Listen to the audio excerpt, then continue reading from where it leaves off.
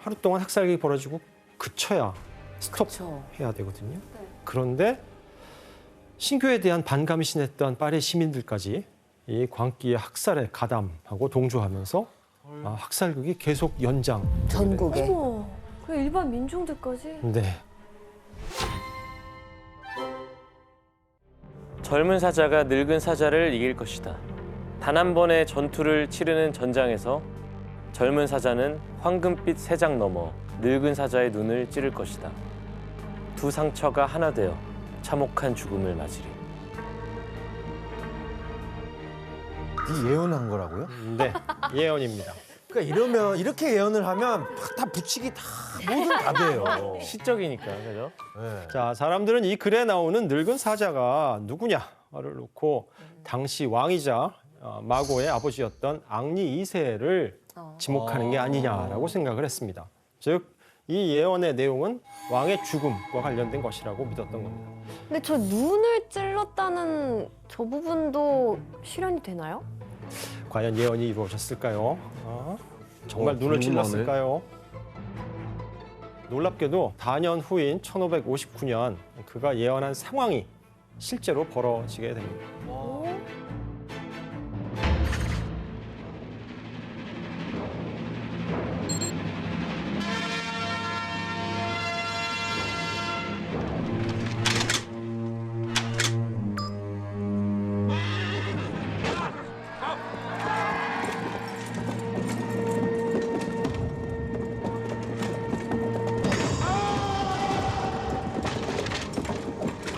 이거 예언 진짜 맞네요. 눈 찔렀네. 그림을 보면 저 왼쪽 인물이 창에 맞아서 쓰러지죠. 왕이구나. 뒤에서 신하들이 놀란 표정을 하면서 달려오고 달려가고 있네요. 있습니다. 네. 바로 왼쪽의 인물이 앙리 2세입니다. 그리고 왕과 백작이 각각 투구를 쓴 게 보이죠? 네. 이게 훗날 노스트라다무스가 말한 황금빛 세장이라는 표현이 바로 이 투구로 해석되는데 그 이유는 귀족 청년의 창이 투구를 뚫고 왕의 오른쪽 안구와 와. 관자놀이 사이로 들어가서 얼굴에 큰 상처를 내어버리기 때문입니다. 와, 소름이다. 앙리 2세는 결국 이 상처를 회복하지 못하고 사망하고 맙니다. 예언이 실현된 것 같으신가요? 네, 출연된 것 같아요. 제대로요. 자, 프랑스의 왕이자 마고의 아버지인 앙리 2세의 갑작스러운 죽음으로 강력했던 왕권은 한순간 위태롭게 됩니다. 이후 왕실은 한치 앞도 모를 상황에 놓이게 되는데 당시 왕실의 가계도를 살펴보면서 이야기해 보겠습니다. 자, 앙리 2세의 아내는 이탈리아 메디치 가문 출신으로 까트린느라는 여성이었습니다.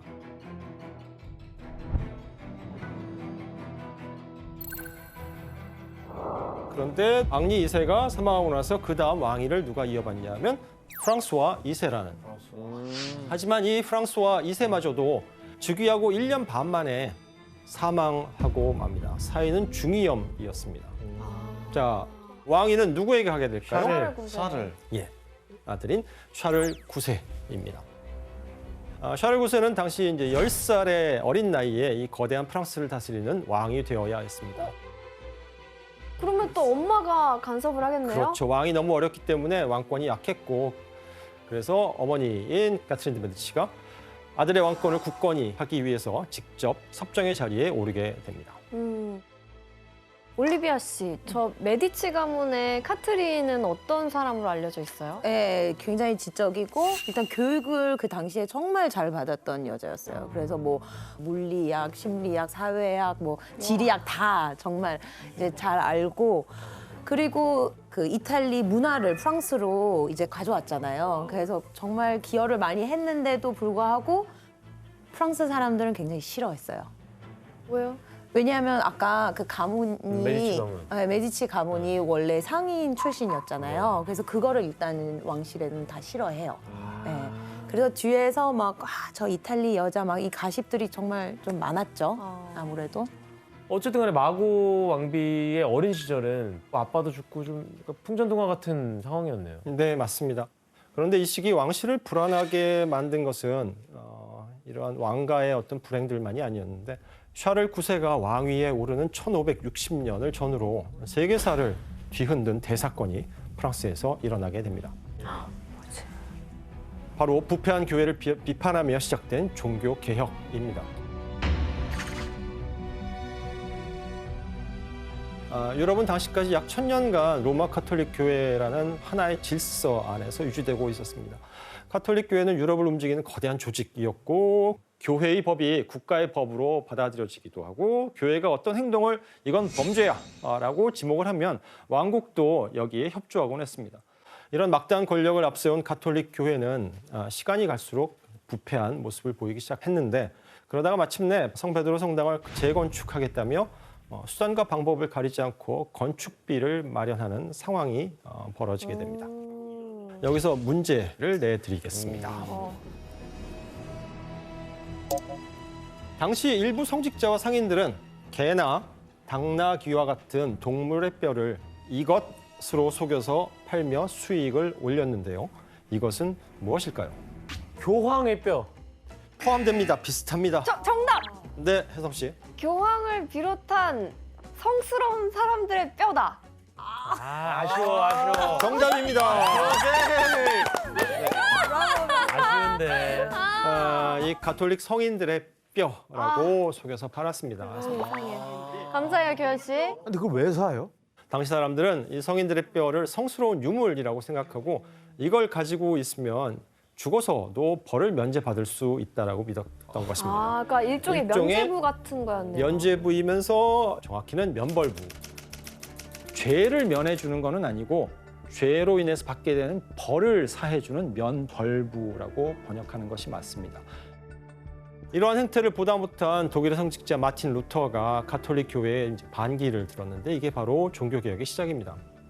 그는 성직자가 타락했고 가톨릭 교회가 성경의 가르침에서 벗어났다며 강하게 질타했습니다.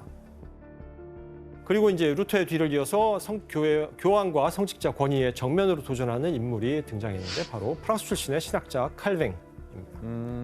그러면서 로마 교황청의 지배를 받지 않는 이제 새로운 종파, 이른바 신교, 영어로는 프로테스탄트라고 하는데 이것이 바로 오늘날 우리가 개신교라고 부르는 종교의 시작입니다. 이 일은 프랑스에 엄청난 파장을 몰고 오는데 신교를 따르는 신교 교회와 신자들이 프랑스에서도 하나, 둘씩 생겨나게 된 것입니다. 그렇다면 왕실의 입장에서는 자신의 왕국 안에 이 신교도가 등장하는 것을 어떻게 바라봤을까요? 그러면은 약간 역적 느낌일 수도 있겠네요. 네, 정확하십니다. 특히 마고의 아버지인 앙리 2세는 이 신교도를 단호하고 잔혹하게 처벌하기로 유명한 왕이었습니다. 그는 전국에서 신교도를 색출하고 재판을 받게 한 다음에 산채로 화형시키기도 했습니다. 와우. 그런데 이러한 탄압에도 불구하고 1555년에 파리를 비롯해서 5개밖에 없던 교회가 4년 뒤인 1559년에는 100여 개에 달하게 되고 그리고 다시 3년 뒤에는 전국에서 2천여 개의 교회가 생겨나게 됩니다. 진짜 급속도로 퍼졌네. 선생님, 그러면 지금 나라가 가톨릭 그리고 개신교 그리고 완전히 좀 나뉘어 있잖아요, 종교가. 네. 그럼 왕권 강화를 위해서는 좀 이게 정리가 필요했겠어요. 예, 맞습니다. 카트린 왕비는 하나의 왕국의 종교가 둘로 나뉘는 이 혼란한 상황이 왕권을 회복하는 데 득이 될 게 없다라고 당연히 판단을 하게 됩니다. 이렇게 카트린 왕비와 샤를 9세가 신교와 가톨릭의 눈치를 보는 사이에 프랑스에선 신교도를 모조리 죽여야 한다라고 주장하는 가톨릭 강경파 세력이 등장하게 됩니다. 이 강경파의 선두에 섰던 것은 부와 명성을 가진 권력자인 기즈라고 하는 가문이었습니다. 그럼 프랑스 왕실은 어느 쪽 손을 들어줬어요? 처음에는 어느 쪽의 편도 들어주지 않고 둘 사이에서 줄다리기를 합니다. 서로를 견제하고 서로를 이용하기도 하고 그러던 1562년에 카트린 드 메디치가 돌연 충격적인 칙령을 내리면서 이 균형을 깨트리게 됩니다. 칙령의 내용은 바로 신교의 존재를 인정하겠다라는 내용이었습니다. 당시까지 프랑스가 법으로 금지하던 신교를 왕실에서 인정하면 가톨릭교도와 신교도가 서로를 인정하고 평화적인 타협을 하지 않을까. 그래서 왕의 권위가 강화되지 않을까라고 기대했는데 그렇다면 과연 신교를 인정한다는 칙령으로 왕권을 안정시키겠다는 이 카트린 왕비의 기대는 실현되었을까? 실패했겠죠. 뭐 흐름상. 맞습니다. 가톨릭 쪽에서 난리 났겠는데요. 너무 안이하게 판단한 것 같아요. 왕실에게서는 사실 큰 문제가 있었습니다. 바로 기즈 가문의 반응이었습니다. 기즈 가문은 신교의 손을 들어준 왕실에 크게 분노했고 까트린 왕비를 찾아가서 나는 칙령 인정하지 못하겠다. 칙령에 반대한다는 의견을 냈지만 까트린 왕비는 그를 매몰차게 거절하고 루브르 궁에서 쫓아내기까지 했습니다. 이에 화가 난 기즈 가문은 1562년 봄에 기어코 끔찍한 사고를 저지르게 됩니다. 1562년에 벌어진 바시 대학살이라고 하는 사건입니다. 이 교회인가요? 당시에 바시라는 동네에 신교도들이 모여서 예배를 드리는 예배 교회였습니다. 예배 드리고 있는데. 근데 여기에 군인들이 쳐들어요. 총을 쏘며 쳐들어와서 사람들을 학살하는 장면입니다. 왼쪽 하단에 보면 살려달라고 외치는 검은색 옷을 신교도들을 이제 칼로 내려치는 병사들. 근데 저쪽 왼쪽 아래에 보면은 검정색 애기까지 네, 막 아기까지 그려져 있죠. 갑자기 사람들이 들어오자 어떻게 안에 있던 신교도들은 이제 도망을 가기 시작합니다. 지붕으로 올라가고 건물 옆 벽을 타고 기둥 위로 숨거나 또 그들을 잡아 내려 끄는 사람들까지 그려지게 됩니다. 이 사건으로 무방비 상태였던 신교도 23명이 사망하고 100여 명이 부상을 당했습니다. 이후 기즈 가문은 여세를 몰아서 이곳으로 향하는데 어디로 향했을까요? 다른 교회. 궁으로? 그렇죠. 바로 왕실 가족들이 머물러 있던 당시 퐁텐블로에 있던 왕궁으로 찾아가게 됩니다. 기즈 가문은 이곳에서 까트린 왕비를 볼모로 사로잡고 자신들은 난 가톨릭 교회의 수호자로서 왕을 위해서, 국왕을 위해서 정정당당하게 신교도들을 처단했을 뿐이다 라고 주장합니다. 교수님 그러면 신교 측에서는 저렇게 학살 당하고 가만히 있었어요? 당연히 가만히 안 있죠. 신교도들도 크게 분노했고 복수를 위해서 즉시 군대를 조직했습니다. 그리고 한 가지 명분을 내세워서 전쟁에 나서는데 신교도 측의 선언문이 있어서 규현 씨가 한번 또 읽어보시겠습니까? 수많은 왕의 신민들이 끔찍하게 살해당했다는 소식이 전해졌다. 기즈는 왕과 카트린 왕비에게 다가가 용인될 수 없는 방식으로 행동하고 있다. 우리는 왕과 카트린 왕비의 권위를 지지하기 위해 모인 사람들이다. 예, 들어보니 어떠세요? 어떤 메시지가 전달되는 것 같으세요? 그러니까 이제 기즈 가면 니네 뒤졌슈? 뭐 이거죠 사실. 또 우리는 왕실 편에 서서 지킬 거다. 그렇죠. 기즈 가문과 마찬가지로 자신들도 왕을 위해 나섰다라고 말하고. 근데 그럼 있습니다. 카트린 왕비 입장에서는 양측에서 자기를 위해 싸워주니까 좋은 거 아닌가요? 나라가 이렇게 혼란스러우면 자기 아들인 왕의 권위가 제대로 행사가 될까요? 이렇게 가톨릭과 신교의 종교 갈등을 명분으로 각자의 정치적 야심을 품게 되면서 프랑스를 통째로 뒤흔든 참혹한 종교 전쟁의 서막이 열리게 됩니다.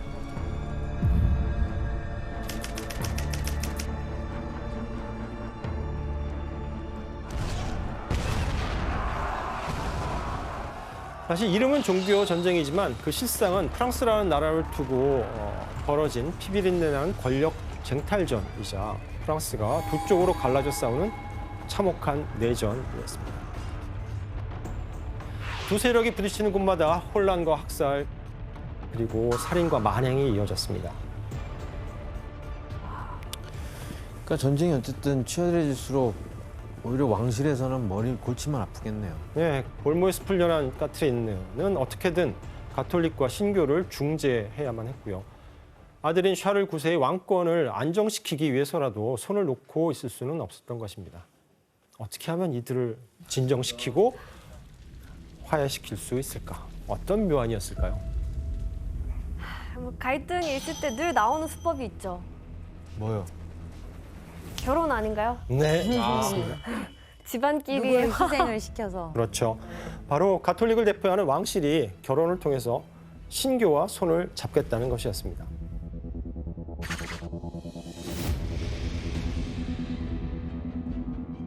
왕실의 명운이 걸린 이 중대한 계획에 까트린 왕비가 가톨릭의 얼굴로 내세운 것은 마공주구나. 아름다운 미모로 시인들의 칭송을 받아마지 않던 19살의 공주 마고였습니다. 아 마고가 여기서 나오는구나. 드디어 나왔네. 올리비아 씨, 그 마고 공주에 대해서는 프랑스에서는 어떻게 알려져 있어요? 그러니까 마고도 이제 어머님 교육을 받아서 그런지 굉장히 그 훌륭한 교육을 받았어요. 굉장히 일단 우아했을 뿐만 아니고 말도 엄청나게 잘했고 글도 잘 썼고 그리고 그 예술을 사랑하는 여자였어요. 올리비아 씨처럼 언어도 뛰어났다면서요? 네, 이탈리아, 스페인어 저보다 더 많이 했어요. 그리스어, 라틴어 뭐 거의 뭐 다 했죠. 약간 뇌생녀 느낌이네요. 완전 팔방미인 그냥 예. 그렇다면 왕비가 딸 마고의 결혼 상대로 낙점한 인물은 누구였을지 그림으로 확인해 보겠습니다. 와, 야, 쉽지 않죠. 그렇죠. 아무나 결혼 안 시킬 것 같은데. 그렇죠. 대단한 분일 것 같은데요.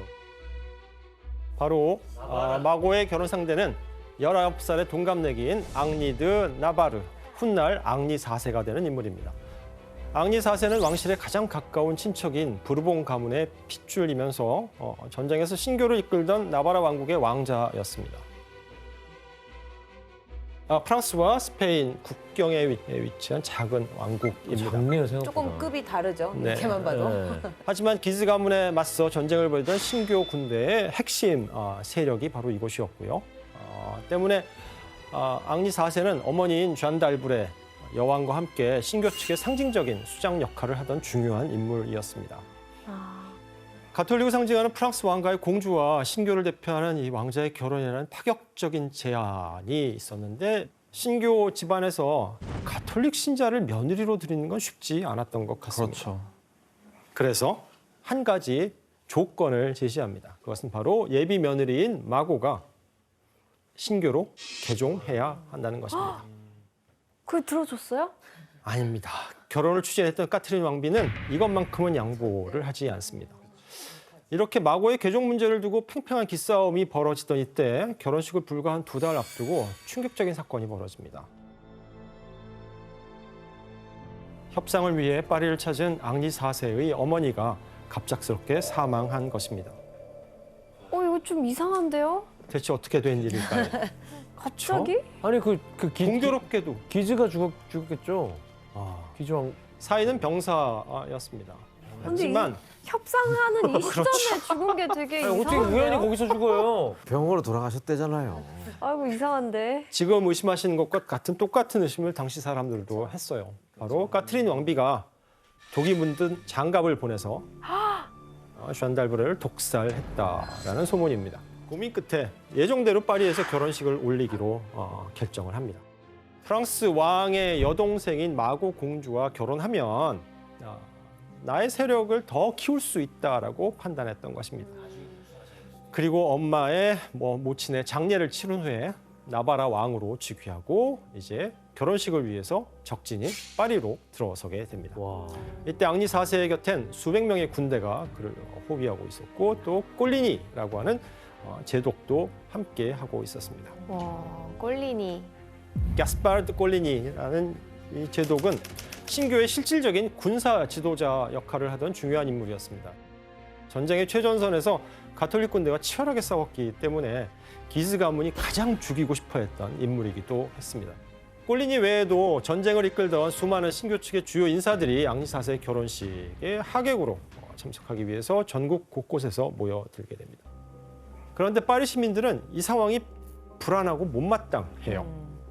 왜냐하면 대대로 가톨릭의 중심지였던 파리에서 신교도들이 갑자기 막 보인단 말이에요. 그러자 이들이 결혼식을 빌미로 파리를 점령하러 온 게 아니냐라는 위기감이 퍼지게 됩니다. 가톨릭과 신교 두 진영 사이에 긴장감이 무섭게 고조되던 1572년 8월 18일 아이고야. 마침내 파리에서 결혼식이 거행되었습니다. 그런데 한 설에 따르면 예식이 진행되던 중에 마고 공주가 예상치 못한 돌발 행동을 했다고 합니다. 무슨 일이 있었는지 영상으로 확인해 보겠습니다.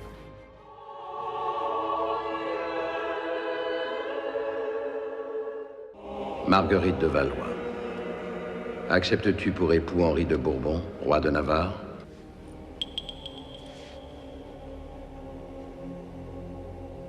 대답을 안 했어? 헉! 얼마나 어색했을까. Au nom du Père, au nom du Fils et au nom de la Sainte Église, je vous déclare mari et femme. 결혼 때문에 애인과 헤어져서입니다. 마고에게는 애인이 있었구나. 연인이 있었는데 이 결혼 때문에 헤어져야 했던 것입니다. 당시 마고의 연인은 앙리 드 기즈라는 인물이었습니다. 아까 그 기즈 기즈 가문? 가문? 네, 맞습니다. 로미오 줄리엣이네. 교수님 근데 기즈 가문이면 꽤 좋은 가문 아닌가요? 네, 그렇죠. 프랑스에서 가장 강력한 귀족 가문 중에 하나입니다. 잘생긴 데다 지위도 높고 검술 실력도 뛰어나서 사교계의 인기를 한 몸에 받고 있던 인물입니다. 캐톨릭이었고 또. 앙리 드 기즈는 공주의 마음을, 즉 마고의 마음을 완전히 사로잡았습니다. 저 그 영화의 장면을 봤던 기억이 나요. 원래는 그 당일날 밤은 이제 남편이랑 보내야 되잖아요. 근데 그때 이제 몰래 그 엉리 드 기즈를 이제 방으로 불러들여서 그쵸? 불러서 이제 네, 첫날을 밤을 보냈다는 는 약간 소문이었죠. 네. 예. 교수님 근데 그 마고의 엄마 카트린 왕비는 자기 딸이 저 기즈 공작과 서로 연인 관계라는 걸 알면서도 이 결혼을 진행한 거예요? 처음에는 왕비도 이 사실을 몰랐어요. 그런데 마고가 연애를 하고 몰래 청혼까지 받았다는 소문을 듣게 됩니다. 게다가 그 상대가 누구냐? 바로 왕실의 견제 상대 대상이었던 기즈 가문의 수장이라는 것을 알게 되죠. 앙리 4세와의 정략 결혼을 계획하고 있던 까트리 왕비에게는 그야말로 뒷목을 잡고 쓰러질 상황이었습니다. 곧장 마고를 불러서 사실을 추궁했고 기록에 따르면 매질까지 했다고 합니다. 오 짠하다. 자, 그럼 이렇게 비밀 연애가 밝혀지고 나서 기즈 공작은 왕실에 밉보이지 않기 위해서 서둘러 다른 여자와 결혼해버립니다. 비겁해. 마고의 입장에선 연인과 강제로 헤어지고 어머니의 철저한 정치적 계산에 따라서 종교가 다른 남자와 사랑 없는 결혼을 하게 된 셈입니다. 아마 이 영화 장면에서 보이는 성혼 선언문에 답하지 않았던 것은 엄마인 카트린 왕비에 대한 반항적인 행동이었다고 볼 수 있을 것 같습니다. 그럼 교수님, 이 신랑 신부의 마음은 복잡했겠지만 이 결혼식은 끝났잖아요, 어쨌든 무사히. 네. 근데 무슨 일이 있었길래 뭐 피해 결혼식이라고? 사건은 결혼식이 끝나고 이제 축제죠. 피로연이 한창이던 8월 22일 파리에서 울린 한 발의 총성으로 시작됩니다. 신호탄인가? 신교의 군사 지도자였던 꼴리니 제독을 암살하려는 시도였습니다. 총성과 함께 앙리 4세를 비롯한 수천 명의 신교도들은 엄청난 혼란에 빠지게 됩니다. 순식간에 파리를 공포로 몰아넣은 이 사건의 배우는 누구였을까? 걔 아니야? 기즈 가문이죠. 아니야. 걔는 지금 꼬리 내리려고 이미 네. 결혼까지 했는데. 훌륭한 추리를 하고 계십니다. 아직 정확히 밝혀진 바는 없지만 학자들은 꼴리니 제독 암살의 배우로 두 사람을 꼽습니다. 첫 번째가 방금 말씀하신 카톨릭 강경파의 수장인 기즈 공작. 그는 선대 수장이었던 아버지가 전쟁 중에 꼴리니 제독에게 암살을 당했다라고 믿고 있었고 그래서 꼴리니 제독을 두고 이를 갈고 있던 인물입니다. 복수를 하려고 한 거구나. 자, 또 다른 배우로 꼽히는 인물이 바로 까트린느 왕비였습니다. 결혼을 주선한 왕비가 도대체 왜 이런 일을 벌였다는 것인가? 신교도들 말살하려고? 그럼 아닐 텐데. 당시 왕인 샤를 9세가 꼴리니 제독을 마치 친아버지처럼 따르고 있었기 때문입니다. 왕비의 입장에선 아들이 신교에 회유될지도 모른다는 불안감과 그리고 꼴리니 세력이 커져서 섭정의 자리를 빼앗길 수도 있겠다라는 위기감을 동시에 느꼈던 것입니다. 이런 이유로 기즈이건 아니면 까트린 메디치이건 둘 중에 누가 꼴리니 제독을 암살하라고 지령을 내렸어도 이상하지 않은 상황이었던 것입니다.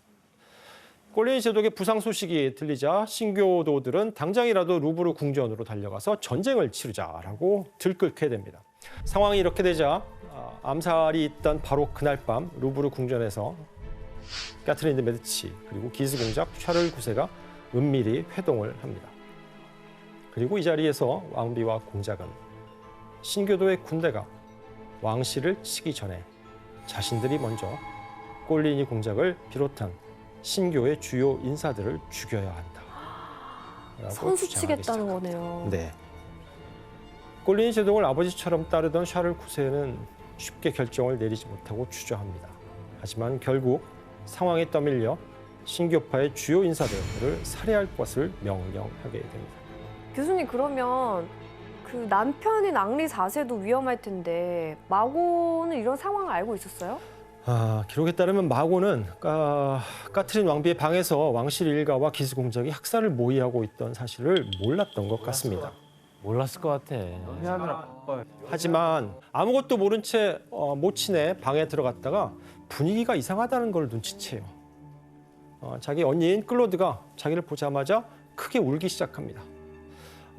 이 상황을 마고가 회고록에 기록으로 남겼는데 당시 상황을 살짝 각색해서 남긴 기록인데 규현 씨, 그다음에 지원 씨, 혜성 씨가 함께 읽어주시기 바랍니다. 좋아요. 엄마, 언니 나 왔어. 마고, 당장 방으로 돌아가라. 왜? 남편과 빨리 합방하도록 해라. 싫어. 마고 안 돼. 절대 남편과 같은 방에 있지 마. 언니 말 명심해. 이게 뭐 하는 짓이니? 신이 우리 편이라면 마고에겐 아무 일도 없을 거다. 네, 고생하셨습니다. 왜 시키는 거야? 이게 무슨 잘하네. 상황인지도 모르겠어 지금. 잘한다, 진짜 잘한다. 신교도 인사들을 학살하라고 명령을 내렸으니 그중에는 마고의 남편인 앙리 4세도 포함되어 있었기 때문입니다. 그런데 그런 앙리 4세와 같은 방에 있다? 마고도 위험해질 수 있는 상황인 거죠. 어머니인 까트리 왕비는 마고가 앙리 4세와 침실에 들지 않고 미리 대피한다면 이 계획이 의심받을 거라고 생각합니다. 그래서 마고가 희생될 수도 있다라는 걸 알았음에도 불구하고 이를 신경 쓰지 않고 남편과 같이 지내라고 한 것입니다. 어마어마하시네.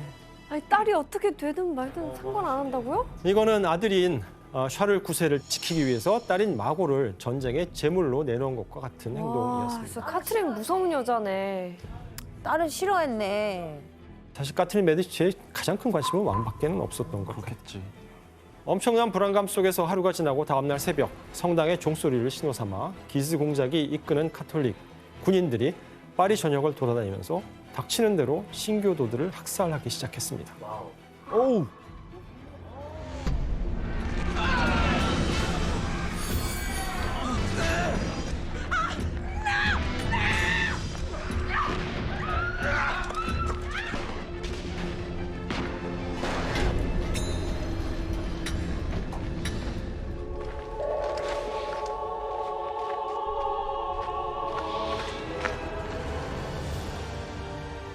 루브르 궁전을 배경으로 파리 시내의 참상을 그린 모습입니다.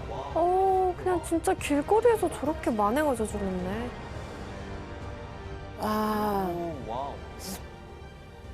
사륙전이 시작되자 기스 공작은 가장 먼저 누구에게 달려가느냐? 아버지의 원수인 꼴리니 제독의 숙소로 달려갑니다.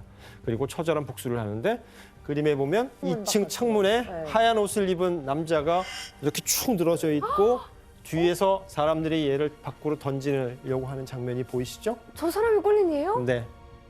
그리고 그 밑으로 내려가 보면 꼴리니의 시신을 장기를 드러내고 목을 자르는 모습이 나옵니다. 이렇게 가톨릭의 공적이었던 꼴리니 제독을 비롯한 신교의 주요 인사들이 처참하게 죽어갔습니다. 이 그림에는 학살을 모의한 까트린 데 메디치 왕비도 그려져 있는데 혹시 찾아보시겠어요?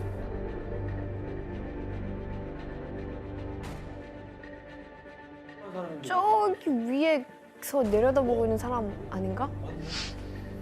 네, 맞습니다. 시신 보고 있네. 상복을 입고 있는 까트린 메디치가 쌓여 있는 시신들을 보고 있습니다. 뭘 보고 있을까요? 죽었나 안 몇 죽었나? 명 죽었나? 살아있는 신교도의 유력한 인사들을 죽이기로 했잖아요. 꼴린이? 그 결정한 리스트에 있는 사람들이 죽었나를 지금 확인하고 있습니다. 얼굴 보면서. 네. 그런데 이때 예상치 못한 문제가 생깁니다. 원래 계획대로라면 하루 동안 학살이 벌어지고 그쳐야 스톱해야 되거든요. 그런데 신교에 대한 반감이 심했던 파리 시민들까지 이 광기의 학살에 가담하고 동조하면서 학살극이 계속 연장되게 전국에. 어머, 그 일반 민중들까지? 네. 파리는 순식간에 지옥으로 변했고 이제 학살의 대상은 남녀노소를 가리지 않고 갓 태어난 아기는 물론 배가 갈려 내장이 쏟아진 채 죽은 여성들도 나오게 됩니다.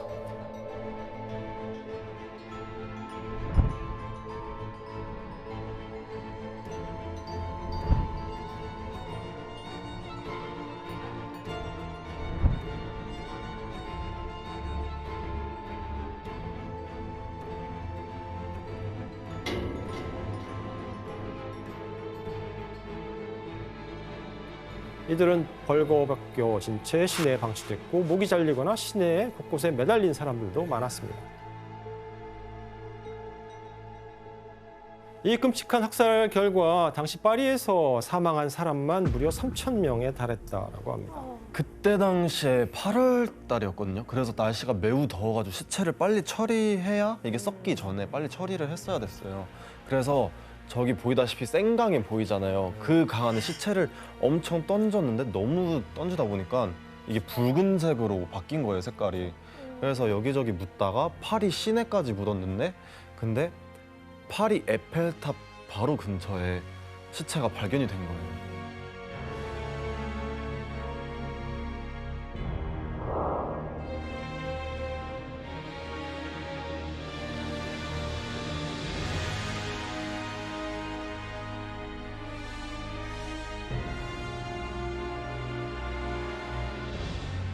파리에 대해서 생각을 해볼 때 막 그렇게 막 로맨틱한 도시 막 딱히 그런 건 딱히 보이지 않고 땅만 파면 시체가 나오는 도시입니다, 파리는.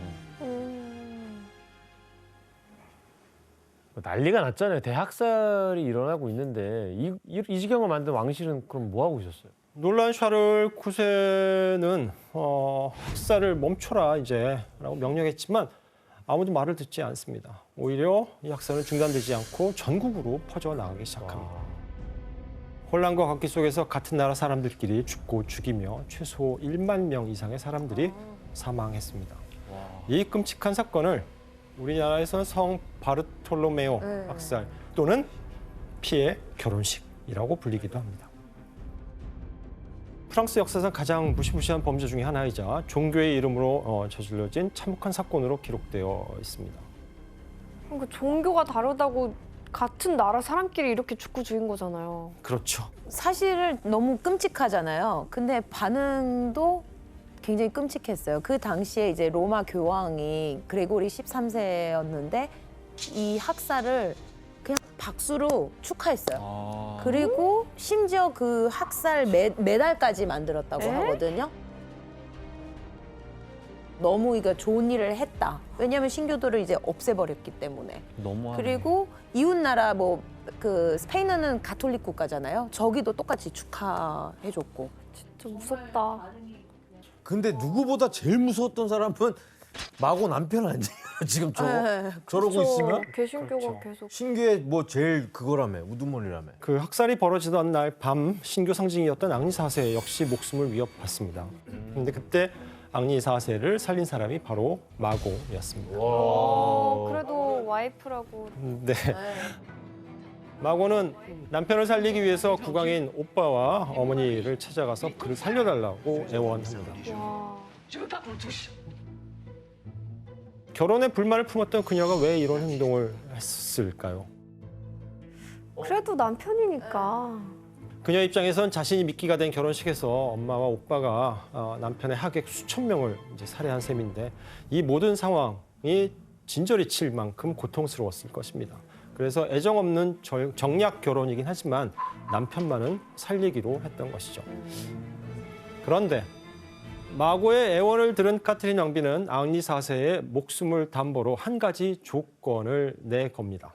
그 조건은 무엇이었을까요? 정답. 규현 씨? 앙리 4세가 카톨릭으로 개종해야 돼요. 네, 규현 씨 정답입니다. 오, 역시. 자, 왕비가 내건 조건은 바로 가톨릭으로 개종하라는 거였습니다. 그러면 앙리 4세는 이걸 듣고 받아들였을까요? 받아들여야죠. 안 그러면 죽으니까. 네. 굴욕적인 조건이지만 그는 살기 위해서 개종을 받아들이기로 합니다. 그리고 결국 루브르 궁전에 갇힌 포로 신세로 전락하게 되었습니다. 피해 결혼식을 전후로 어머니 돌아가셨고 꼴리니 제독 잃고 믿고 의지하던 측근들과 수많은 신교도까지 이른 앙리 4세의 신교 세력은 크게 약화가 됩니다. 그렇다면 마고를 희생양으로 삼은 프랑스 왕실은 피해 결혼식 이후 원하는 대로 왕권을 안정시키는 데 성공했을까요? 아니요. 절대 그럴 리 없어요. 네. 왕실에는 또다시 예상치 못한 비극이 찾아옵니다. 피를 봤으니까. 예, 국왕인 샤를 9세가 갑자기 정신 이상 증세를 보이면서 각혈을 시작합니다. 아니 뭐 이런 사태로 충격을 받은 거예요? 저주를 받은 거 아니에요? 네, 이 그림은 병약한 모습의 샤를 9세가 왕비인 카트린 어머니를 보고 경악 내지는 기겁을 하는 모습을 하고 있습니다. 대체 왜 이랬을까요? 샤를 9세는 자신의 명령에 따라 파리에서 생지옥 같은 상황이 펼쳐지는 것을 루브르 궁전의 창문으로 생생하게 목격했습니다. 그리고 어머니에게 떠밀려서 신교도 학살을 명령한 것을 후회했던 것입니다. 이후 심한 자책감에 시달리던 샤를 9세는 병이 들어 피를 토하기 시작했고 25살의 나이로 결국은 폐렴으로 사망하게 됩니다. 이로써 카트린 왕비의 아들이자 발로아 왕가의 대를 이을 왕자 샤를 9세가 죽고 단 2명만이 남게 됩니다. 자, 그러면 샤를 9세가 사망하고 난 후 다음 왕위 계승자는 앙리 3세입니다. 그는 23살의 나이로 프랑스 왕위에 오릅니다. 그 역시 카트린 왕비의 섭정을 받으면서 어머니의 영향력 아래서 프랑스를 다스려 나가게 되었습니다. 이제 프랑스에서는 카트린 왕비가 제일 좋아했던 자식이 바로 앙리 3세였어요. 일단 서로 취향도 비슷했고 그리고 앙리 3세가 또 패션을 되게 좋아했거든요. 그래서 귀걸이랑 화려한 귀걸이랑 그리고 목주름 장식이랑 그런 걸 많이 하고 다녔어요. 화장도 했었고. 근데 그런 것 때문에 동성애자 오해를 받고 그런 소문이 퍼지고 다녔습니다. 너무 패션을 관심도 많고 좋아해서. 네, 그러니까. 관심이 많다 보니까 그래요. 자, 그래서 그럼 앙리 3세가 왕위를 이어받았을 때, 물려받았을 때 왕실 상황은 어땠나요? 카트린 왕비가 딸인 마고를 희생양으로 삼으면서까지 왕권 강화에 힘을 쏟았지만 프랑스와 2세부터 샤를 9세 그리고 앙리 3세까지 어리고 힘없는 왕들이 잇따라 왕위에 오르면서 왕권의 기틀이 심하게 흔들리고 있었습니다. 하지만 루브르 궁전에 갇혀있던 앙리 4세에겐 이제 프랑스 왕실이 위태로운 지금이 왕실에서 도망칠 절호의 기회였습니다. 하지만 이를 위해서는 왕실에서 자신의 편을 만들어야 했어요. 이때 앙리 4세에게 힘을 보탠 건 바로 아내인 마고였습니다. 어머니와 오빠인 앙리 3세의 영향력에서 벗어나고 싶었던 마고가 남편과 손을 잡고 일종의 정치적인 파트너가 되기로 한 것입니다. 이때 마고와 앙리 4세가 주목한 인물이 있었는데 마지막 남아있는 알랑송 아들. 네. 막내 아들?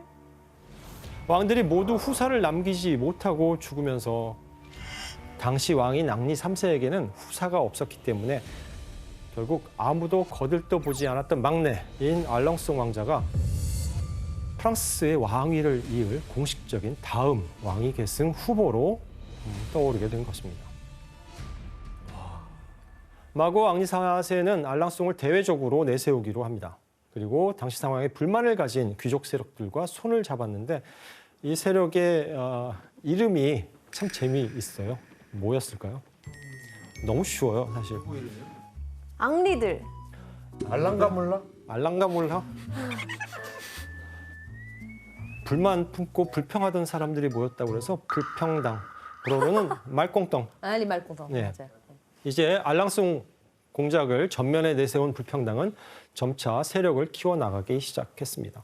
그리고 프랑스의 왕정을 개혁해야 한다 또는 종교적 관용을 베풀어야 한다와 같은 주장을 하면서 왕실의 반기를 들게 됩니다. 결국 마고와 앙리 4세는 불평당과 함께 알랑송 왕자를 왕위에 올리기 위한 작전을 모의하게 됩니다. 그럼 교수님 카트린 왕비가 반기를 드는 마고 부부를 가만히 뒀어요? 그럴 리가 있을까요? 그러니까. 당연히 없죠.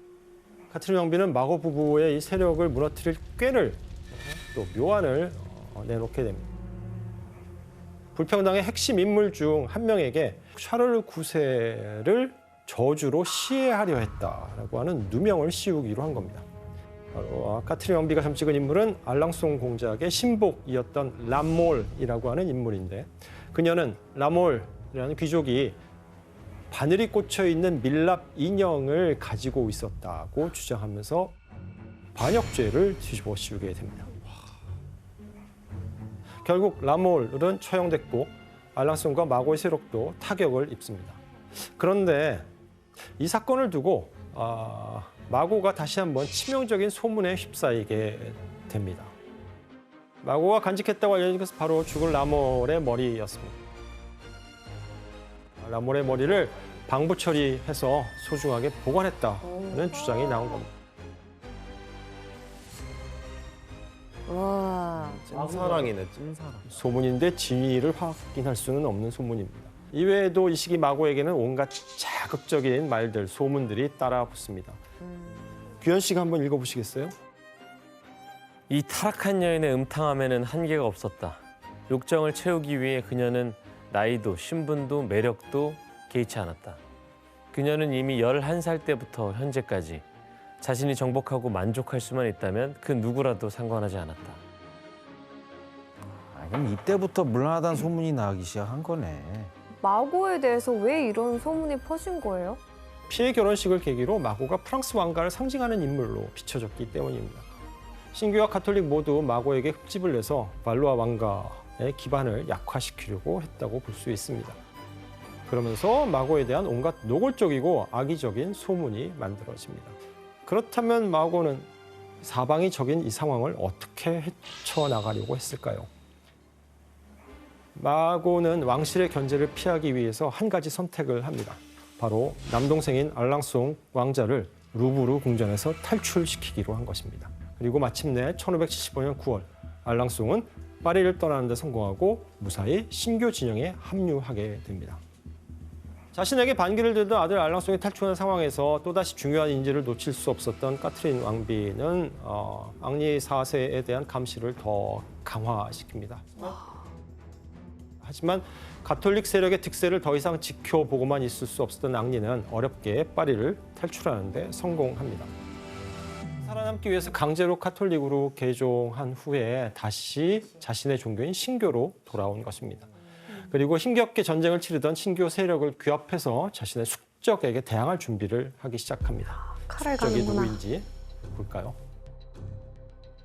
예, 바로 가톨릭 강경파를 이끌던 앙리 드 기즈입니다.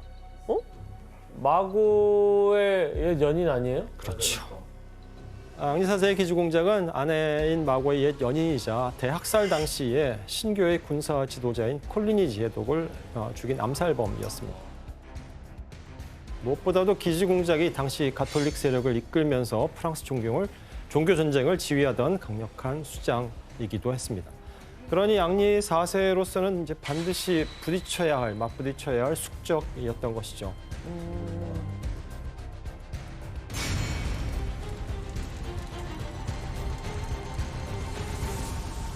전쟁의 우위를 선점하기 위해서 앙리 4세는 먼저 파리를 탈출한 마고의 동생 알랑송 왕자와 손을 잡게 됩니다. 그리고 가톨릭과 신교 간의 군대가 서로 맞붙게 되는데 이 시기 프랑스 상황이 어땠는지 지도로 확인해 보겠습니다.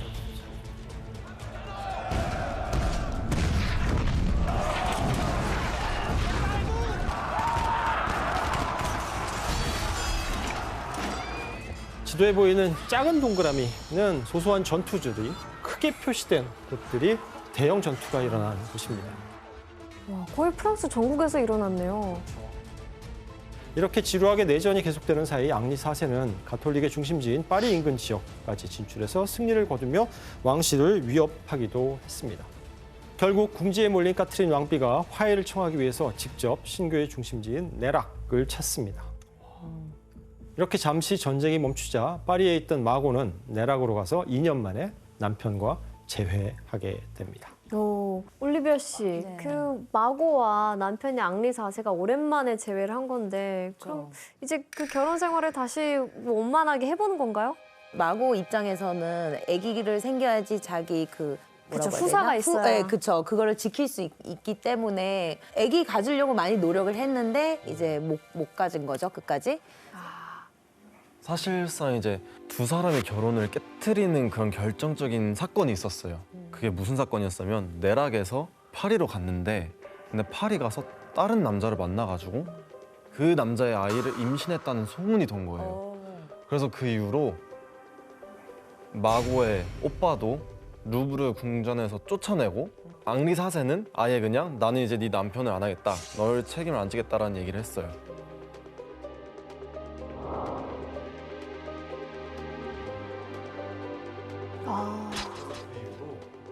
그런데 이때 불행한 소식이 한 가지 더 추가돼요.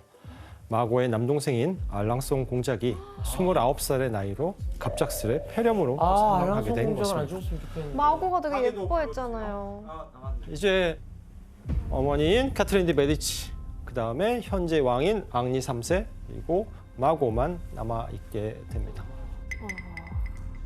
그런데 이 막내인 알랑송의 죽음은 프랑스 종교전쟁에 엄청난 파장을 불러일으킵니다. 그 이전에 어떤 왕자의 죽음과는 다른 차원의 문제가 펼쳐져요. 뭐였을까요? 당시 왕인 앙리 3세에게는 후사가 없었기 때문에 사실 앙리 3세가 사망을 하면 그 다음 왕위를 누가 이어야 되냐면 그렇죠. 알롱송. 알랑송이 이어야 되는데 알랑송이 먼저 죽었잖아요. 와, 큰일 났네. 그럼 누가 이어야 되지? 마고. 그런데 프랑스는 왕위 계승법상 여성은 왕위에 오르지 그럼 못합니다. 마고의 남편이 앙리 4세가 왕이 되나요? 그렇죠. 그렇습니다. 결국 왕위를 이어받을 수 있는 가장 가까운 혈통, 새롭게 떠오른 왕위 계승자는 바로 앙리 4세였습니다. 그는 왕의 혈통과 가장 가까운 부르봉 가문의 적통 계승자였기 때문입니다. 그리고 사이는 뭐 안 좋았지만 엄연히 공주의 남편이기도 했고요. 지금 앙리 4세가 왕위에 오르면 이 숙적인 기즈공작 굉장히 난감해지겠는데요. 그렇죠. 기즈공작은 숙적인 앙리 4세가 왕위에 오르게 되면 프랑스 권력을 독차지하려고 했던 자신의 노력이 물거품 될 거라고 그쵸. 생각을 합니다. 왕인 앙리 3세 역시도 가톨릭 국가인데 공식적으로 여기에 앙리 4세의 종교가 뭐였죠? 신교였죠. 신교도가 왕이 된다? 당황스러운 일입니다. 어림도. 신교와 가톨릭 간의 전쟁은 이제 새로운 국면으로 들어서게 됩니다. 이 전쟁에서 이기는 쪽이 프랑스의 왕권을 차지하게 되는 또 다른 왕좌의 게임이 펼쳐지는 것입니다.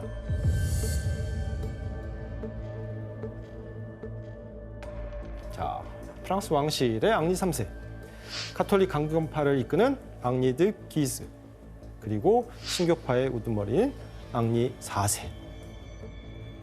공통점이 하나 보이죠? 세 사람의 공통점이. 목보대 했어요. 앙리. 예, 이름이 다 똑같이 앙리입니다. 우리식으로 얘기하면 철수, 세철수인데 삼철수. 자, 프랑스에서는 이를 그래서 세 앙리의 전쟁이라고 부릅니다. 여기에서 짚어봐야 할 점은 이제 프랑스 왕실과 기즈 공작은 큰 틀에서 이렇게 둘은 가톨릭 세력이지만 앙리 3세는 왕실을, 기즈 공작은 강경파를 내세워서 엄연히 각자의 권력을 위해서 전쟁에 나섰다는 것입니다. 근데 요 세 사람한텐 공통점이 하나 또 있어요. 뭘까요?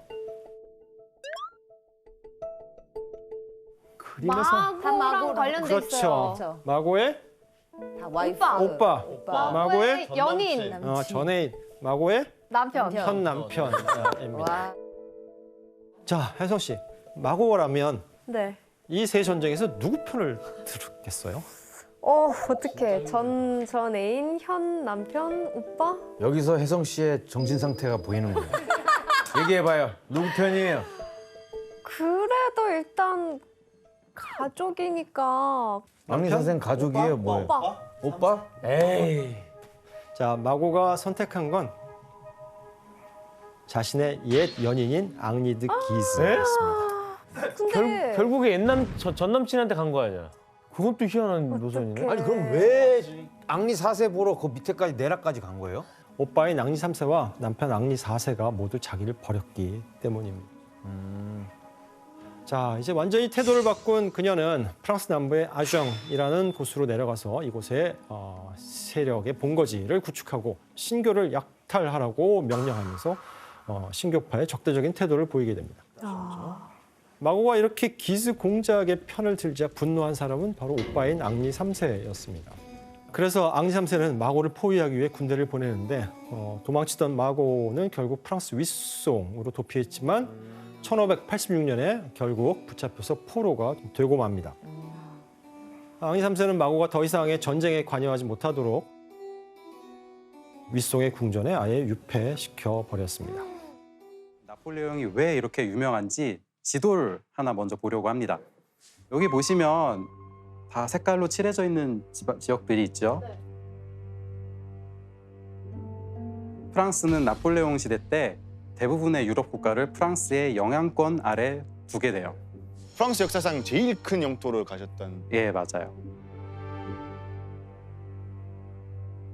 저희가 그 전에 배운 알렉산더 대왕 생각나네요. 아 진짜 맞아요. 약간 좀 어. 네, 많이 비교가 하더라고요. 사실 당시 이탈리아 북부 지역은 오스트리아의 영향력이 엄청 강했어요. 근데 프랑스로서는 이게 너무나 골칫거리인 겁니다. 그래서 이탈리아 북부를 공격을 해서 그곳을 정리를 하고 오스트리아로 진격한다는 계획을 세웠어요. 툴롱 전투에서 인정을 받은 나폴레옹이 바로 이탈리아 원정군의 총사령관이 됩니다. 근데 사실 당시 이탈리아 원정군은 보급도 부족하고 정말 상황이 너무 말이 아니었어요. 병력도 좀 부족하고. 좀 많이 핵했어요. 근데 나폴레옹이 승리를 하기 위한 방법을 잘 찾아내기도 했고 전력을 잘 집중시켜서 승리를 이끌어냅니다.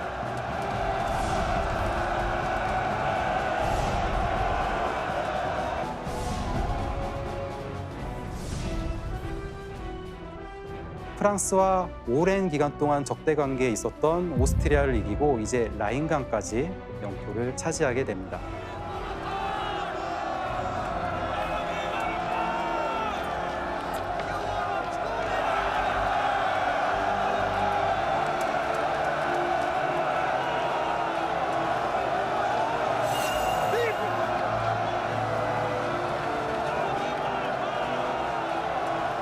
그래서 나폴레옹은 프랑스에서 엄청 인기가 올라가게 돼요. 슈퍼스타. 그런데 이탈리아 원정이 끝난 지 얼마 안 돼서 나폴레옹은 또 다른 원정길에 오르게 됩니다. 아 그 다음에 어디 갔지? 지중해를 건너야 합니다. 아 피라미드. 그 이집트. 네, 맞습니다. 이집트예요. 지니어스야. 야 사람을 무시해도 유분수지. 아니 피라미드 자기네들 다 얘기해놓고서는. 결정적인 힌트였어요. 네. 이탈리아 원정을 하고 나서 별다른 성과가 없었어요. 아, 뭔가 성과가 필요했구나. 네, 그래서 처음에 나폴레옹은 영국 공격을 위한 사령관으로 임명이 됐었어요. 그런데 영국을 직접 원래는 공격을 하려고 했었는데 프랑스는 대륙에서는 뭐 많은 승리를 거뒀다고 하지만 바다에 나가면 정말 약했어요. 해군이 너무 밀리니까.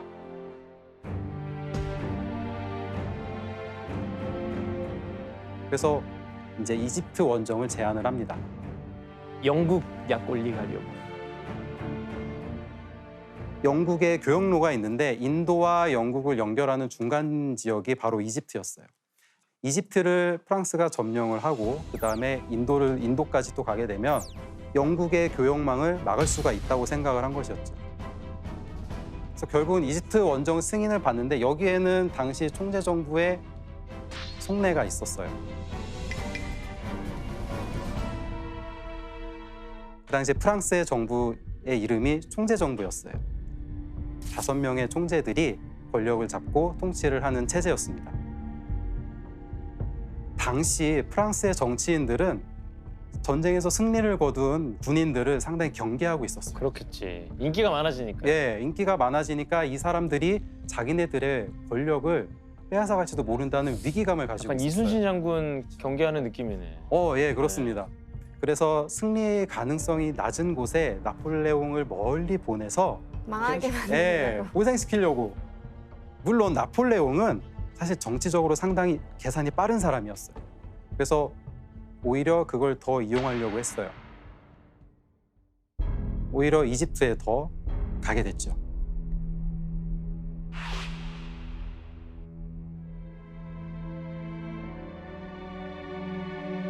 그런데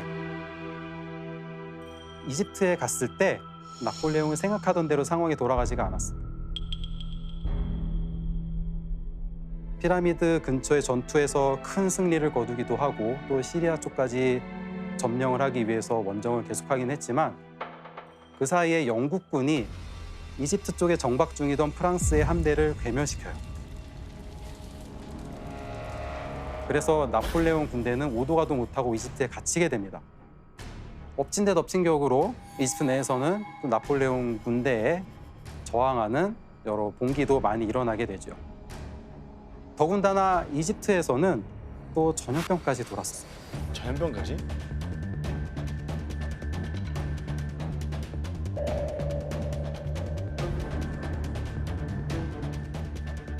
마침 그때 프랑스에서 정치 상황이 심상치 않게 돌아갑니다.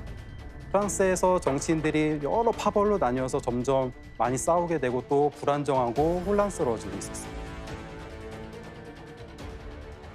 이제 그런 상황에서 나폴레옹은 프랑스의 상황이 지금 어떻다, 좀 혼란스럽구나라는 거를 듣게 됐고 이집트의 군대를 남겨놓고 이제 소수의 부하와 함께 이집트를 떠나 프랑스로 오게 됩니다. 약간 기회주의인데? 그러니까 저는 그냥 운이 좋았던 것 같아요. 진짜. 될 놈 내리죠. 진짜 될 놈들 와. 이렇게 나폴레옹이 이집트에서 돌아왔을 때 프랑스 시민들은 이집트 원정에서 돌아온 나폴레옹을 엄청 환영을 합니다. 전쟁 영웅이 돌아왔다. 우리를 이런 혼란에서 구해줄 구원자가 돌아왔다. 이런 식으로 나폴레옹을 맞이합니다. 이때 나폴레옹을 찾은 한 사람이 있었어요. 누구지? 나폴레옹의 삶에서 전환점을 만드는 사람인데 이 사람은 프랑스 혁명을 연 사람이라고도 평가받는 사람이에요. 혁명 연 사람? 누구지? 제3신분이란 무엇인가라는 책을 썼어요. 바로 엠마누엘 조셉 시에스입니다. 조셉. 엠마누엘 조셉 에마누엘 시에스입니다. 조셉.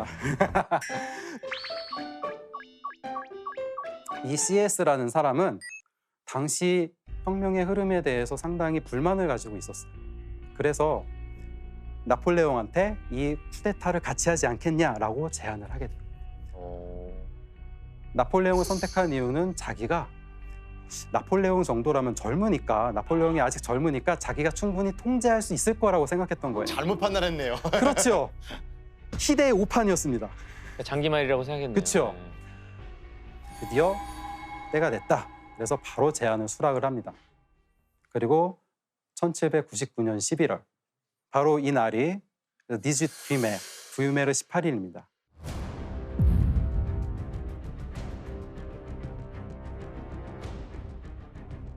이때 나폴레옹은 군대를 이끌고 당시 의회에 쳐들어가게 돼요.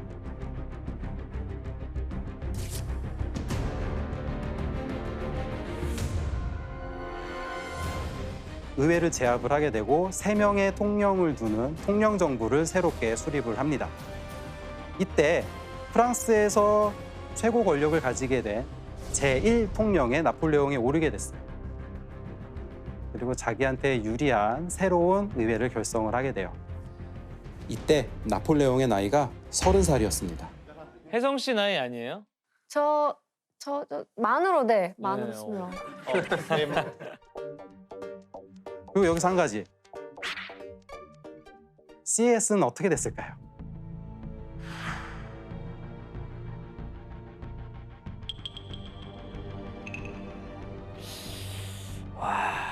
그 목이 잘렸을 것 밀려났나? 같은데. 그럴 수도 있겠다. 어떻게 됐어요? 죽지는 않았어요. 밀려났어요. 네, 맞습니다. 정권에서 밀려납니다. 다들 진짜 잊혀진 인물이잖아요. 나폴레옹밖에 안 기억 안 남고. 네. 이제 최고의 자리, 제1통령의 자리에 올랐습니다. 과연 그러면 그 다음에 나폴레옹의 행보는 무엇이었을까요?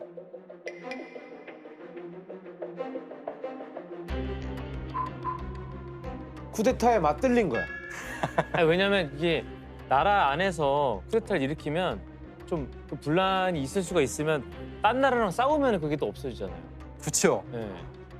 계속해서 대불 동맹의 일원이었던 오스트리아는 프랑스의 안정을 계속 위협하고 있었어요. 결국 나폴레옹은 다시 전쟁 준비를 하게 됩니다. 프랑스군이 주둔해 있는 이탈리아 북부로 이제 오스트리아가 쳐들어왔어요. 그러자 나폴레옹 본인이 직접 나서서 이탈리아 원정군을 이끌고 출진을 하게 됩니다. 한번 지도를 한번 보면서 설명을 해드릴게요. 알프스가 저기 있는 게 알프스였구나. 몰랐어요? 몰랐어요. 지금 알았어요? 알았죠.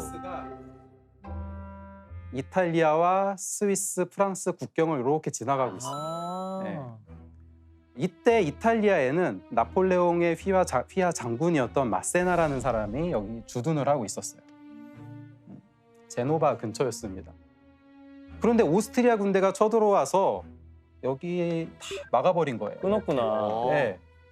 나폴레옹은 마세나의 군대를 구하기 위해서라도 빨리 가야 돼. 그러면 나폴레옹이 빨리 가야 된다면 과연 나폴레옹은 어떻게 했을까요? 이렇게 직진했겠죠. 산을 넘어요. 빠르니까. 정답. 그냥 부하들은 죽어났겠네. 그냥 직진 아니야? 야 시간 없는데 그냥 여기를 가. 이게 전략이야? 전략이면 저기 돌아오는 게 전략이지. 원래 1796년에 이탈리아 원정을 갔을 때는 이렇게 갑니다. 알프스 산자락 끝으로 해서 돌아갑니다. 그럼 오스트리아는 어떻게 생각을 하고 있을까요? 글로 올 거라고 생각하겠죠. 이쪽으로 올 거라고 생각을 하겠죠. 누가 알프스를 넘어오겠다고 생각을 하겠어요. 갑자기 등장. 미친놈 아닌 이상. 그렇죠. 옛날에 기원전 3세기 때 한니발이 한번 넘어오고 나서 넘지를 않았어요. 바로 산 베르나르도 협곡을 가로질러서 넘어가는 겁니다. 근데 진짜 아무도 예상을 못했겠네요. 그렇죠.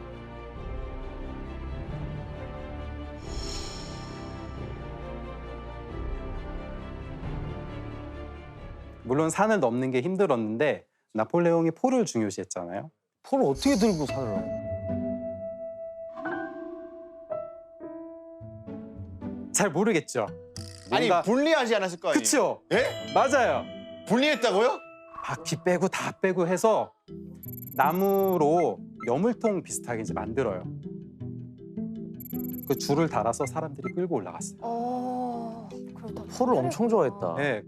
그래서 알프스를 넘어가는데 그 포들이 다 넘어가는데 이틀밖에 안 걸려요. 그 포들이 다 넘어가는데 이틀밖에 안 걸려요. 이틀밖에 안 걸렸다고요? 예.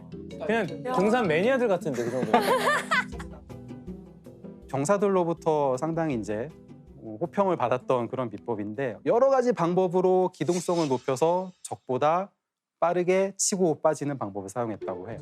그리고 제가 듣기로는 또 막 그런 텐트 같은 것도 없이 그냥 네. 그냥 밖에서 잤다고 하더라고요. 그래, 그런- 맞아요. 병사들은 기본적으로 그냥 간단한 담요를 들고 갔어요. 그쵸. 그래서 몸을 담요로 돌돌 말고 그냥 바닥에서 잤어요. 와. 그래서 우리가 비박이라는 말 많이 쓰잖아요. 이게 프랑스어예요. 에? 비박이? 비부악.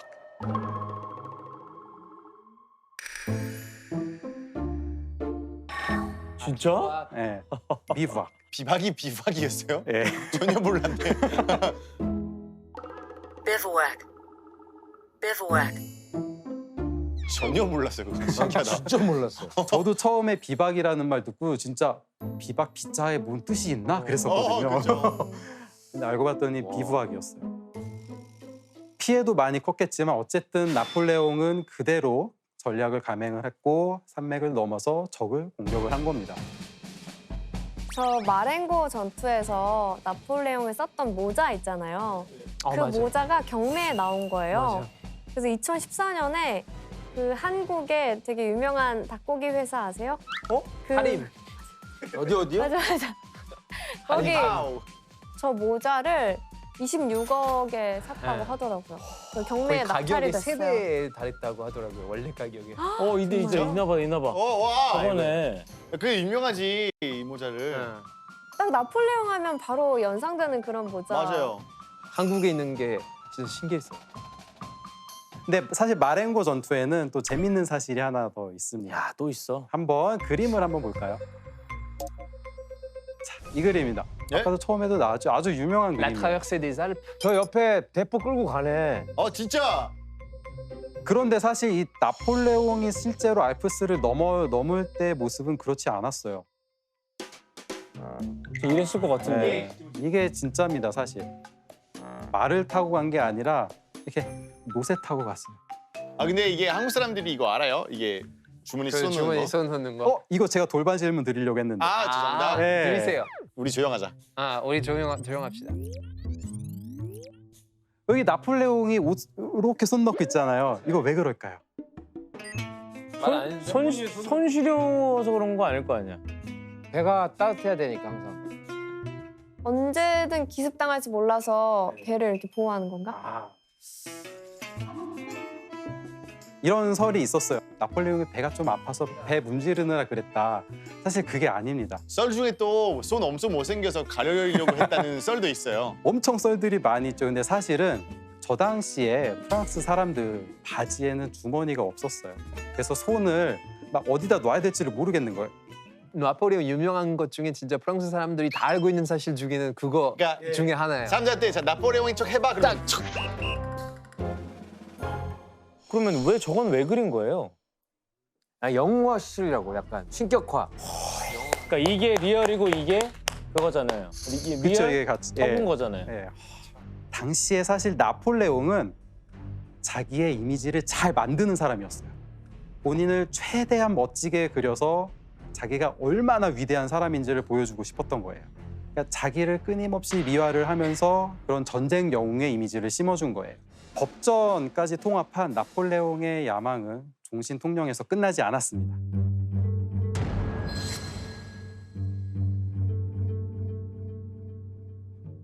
그러면 통령보다 더 높은 곳에 올라가고 싶었던 나폴레옹의 다음 선택은 무엇이었을까요? 황제. 맞습니다. 바로 프랑스 최초의 황제가 되는 거였습니다. 프랑스의 최고의 이율배반적인 게 우리는 민중들이 들고 일어나서 혁명을 했는데 이제 최종 종착지가 황제. 얼마나 허무해요. 왕에서 황제를 만들어줬네. 근데 프랑스 사람들이 다시 왕 또는 황제가 돌아오는 걸 반길까요? 혁명에서 그렇게 피 흘렸는데. 가만히 있지 네. 않을 것 같은데. 예. 그래서 나폴레옹이 황제가 되기 위해서 선택한 설득 방법이 하나 있었어요. 바로 단두대에서 처형당한 루이 16세를 이용하는 거였습니다. 프랑스 사람들은 부르봉 왕실을 이미 쫓아냈는데 그 부르봉 왕실이 다시 프랑스로 돌아와서 왕을 할지도 모른다는 불안감을 사람들한테 심어준 거예요. 네. 그리고 그 기회는 예상치 못한 곳에서 나타납니다. 왕정 복귀를 외치면서 영국의 이제 망명에 있던 왕당파 세력이 나폴레옹을 납치해서 살해하려고 했어요.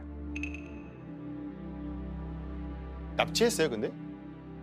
실패로 들어갑니다. 사전에 발각이 돼요. 그래서 나폴레옹이 이때다 싶어서 이 사건의 배우로 루이 16세의 친척이었던 안경 공작을 지목을 합니다. 근데 이 공작은 사실 이렇게 멀리 떨어져 있었기 때문에 전혀 이 음모하고는 관련이 없었어요. 근데 나폴레옹이 이 혐의를 뒤집어 씌운 거죠. 아, 이 배경엔 이 사람이 있다. 그래서 이 사람을 찾아서 죽입니다.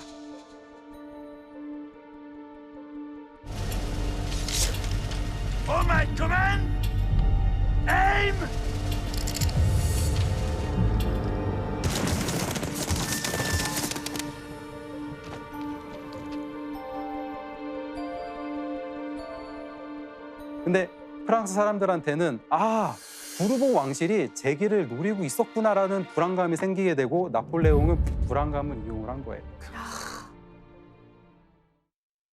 이렇게 국민 여론까지 잘 조성을 해놓고 이제 나폴레옹은 이 기세를 몰아서 프랑스 최초로 황제를 뽑는 국민 투표를 실시합니다.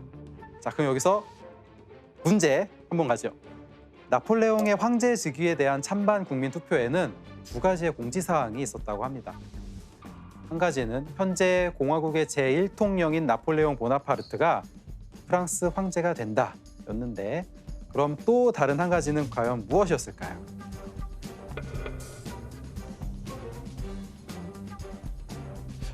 줄리안. 줄리안. 같은 거 그냥 두 개 다 똑같이. 가끔씩 그럴 때 할 때 있잖아요. 투표할 때. 땡! 정답. 규현 씨. 이 황제가 죽을 때까지 계속 맞는다. 조금 더 나가야 돼요. 정답. 에? 죽을 때까지 하고 네. 그 자손들이 계속 있는다. 정답. 바로 황제는 세습한다입니다. 진짜? 뭐야 이게?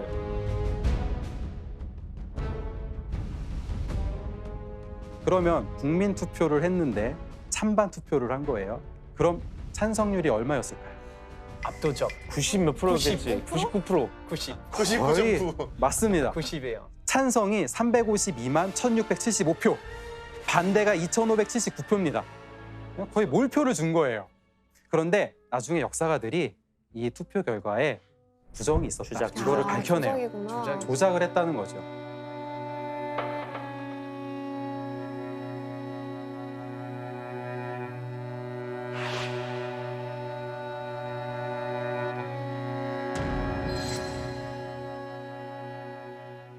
사실 이런 조작이 제일 심했던 곳은 바로 군대였어요. 군대요. 예. 그치. 나폴레옹한테 제출한 보고서에는 육군에서는 12만 32명이 찬성했다고 돼 있고 해군에서는 16,224명이 찬성했다고 되어 있는데 나폴레옹이 이 숫자를 지우고 육군 40만 명 찬성 그리고 해군 5만 명 찬성 이렇게 부풀렸다고 합니다. 그래서 나중에 역사가들이 다 조사를 해서 정확하게 이 정도는 조작이다라고 확인한 수치만 한 21만 5천 표 정도라고 해요. 그 정도는 조작이 최소한 됐다고 보는 거죠.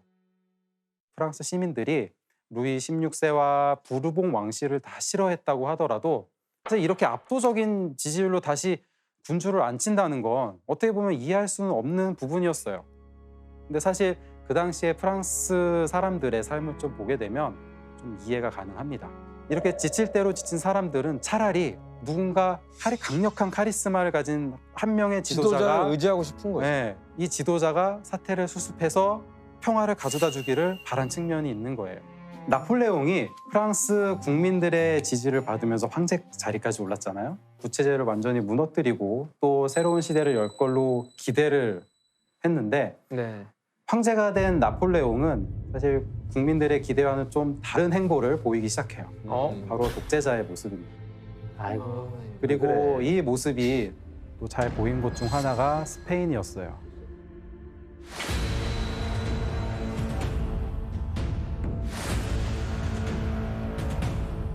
(1808년 3월 18일에) 스페인 왕국 내부에서 후계자 문제로 혼란이 심해졌었어요. 나폴레옹은 스페인의 왕과 그 맏아들을 프랑스 남서쪽에 있는 마요르라는 도시로 불러요. 그리고 이제 윽박지르죠. 왕 자리 내놔. 그래서 그 왕자리를 자기 형인 조제프한테 주려고 합니다. 아니 근데 부르면 와요? 왕이? 저기요. 일로 와. 왔어요. 진짜 왜 가지? 그러니까 스페인 왕이 프랑스의 영향력이 그만큼 셌어요. 와. 나폴레옹의 형이 즉위한다는 소식이 알려지게 되니까 스페인의 마드리드에서는 반대 시위가 일어나게 됩니다. 그랬겠죠.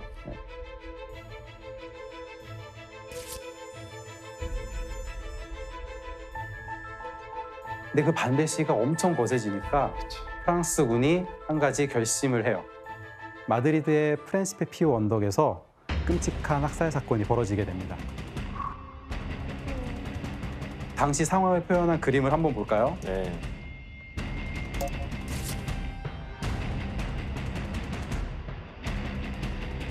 본것 같아. 예, 프란시스 고야가 그린 1808년 5월 3일이라는 그림이에요. 그래서 이렇게 무기가 없는 상태에서 절망에 빠져 있는 사람들이 있고 피를 흘리고 죽어가는 사람들이 그려져 있죠. 그리고 프랑스 군인들이 있어요. 이 그림은 학살 장면에 교과서로 불린 만큼 세계적으로 큰 영향을 끼치게 됩니다.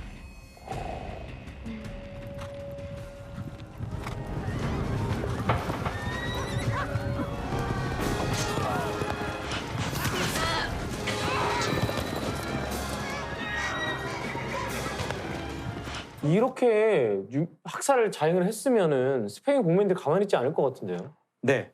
스페인 군대가 이제 들고 일어서게 되니까 스페인의 왕이었던 나폴레옹 형이 스페인 군대랑 싸우게 되고 결국 패배를 해요. 이 소식이 알려지자 유럽에서는 아, 나폴레옹 군대가 무적이 아니구나. 우리도 싸우면 이길 수 있겠는걸? 이런 인식이 퍼지게 돼요. 나폴레옹의 전쟁의 신이라는 이미지에 금이 가기 시작을 한 거죠. 근데 사실 이 나폴레옹이 보낸 군대가 저지른 학살은 이 사건 이전에도 있었어요. 지금은 IT라고 불리는 그 전에는 쌍도망그였어요.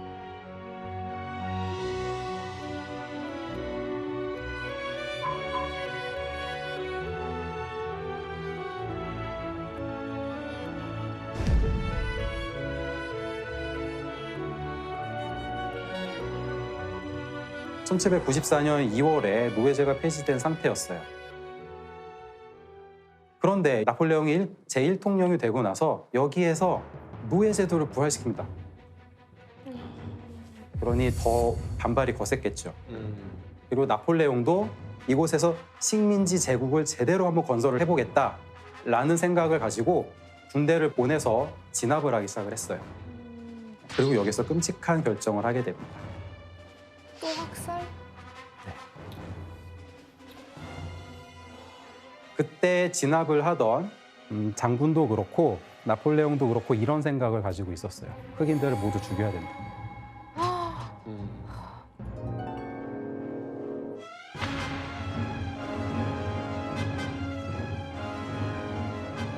그래서 어떤 장군은 12세 미만의 아이들만 제외하고 남자든 여자든 산속에 있는 모든 흑인을 죽여야 한다면서 총칼로 처형을 했어요. 또 목에 무거운 자루를 매달아서 바다로 밀어서 죽이는, 그러니까 수장시키는 거죠. 이런 학살을 저지르기도 합니다. 끔찍해요. 왜 인종차별주의라는 얘기 듣는지 그러니까 알 것 그거는 같아요. 확실하네, 백인 우월주의. 네. 프랑스 군대는 흑인뿐만 아니라 유색인들을 죽여서라도 노예 제도를 부활시키려고 했던 겁니다.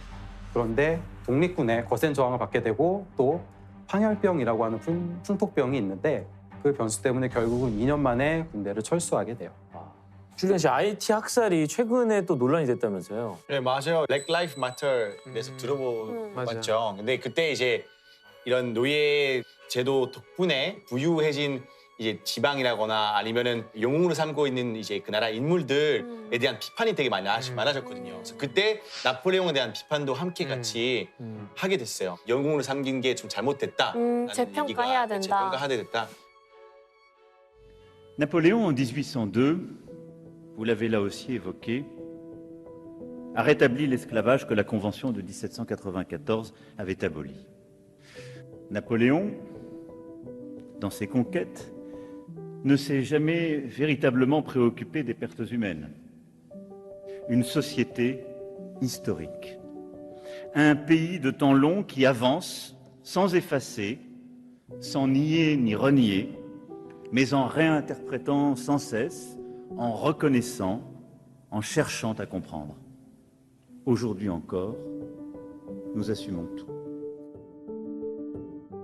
처음에 그 군인이었을 때 나폴레옹이랑 황제가 된 나폴레옹은 전혀 다른 삶을 살고 있는 것 같아요. 막 그러니까 다른 인물 학살을 하고 인종차별주의를 하고.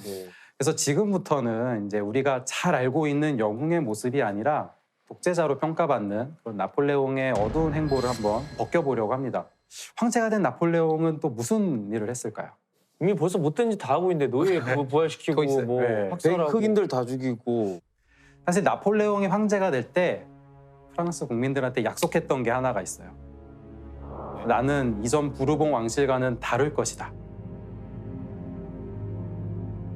나폴레옹이 최고의 자리에 오르게 되고 그러면서 점점 권력에 또 집착을 하게 되고 그래서 국민들과 했던 약속을 잊은 채 자신의 권력 유지를 위해서 여러 가지 수단과 방법을 또 가리지 않게 됩니다.